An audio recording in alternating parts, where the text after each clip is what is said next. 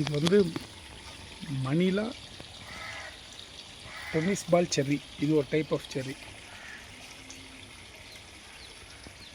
இது வந்து பம்ப்ளி மாஸ்.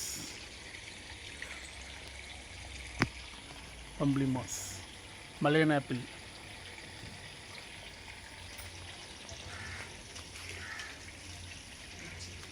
இது வந்து லிச்சி.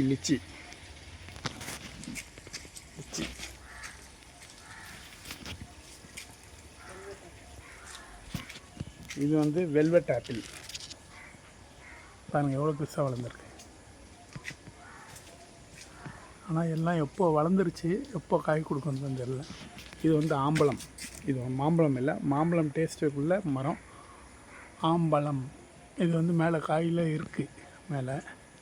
ஆனால் என்னால் ஜூம் பண்ணி காட்ட முடியல.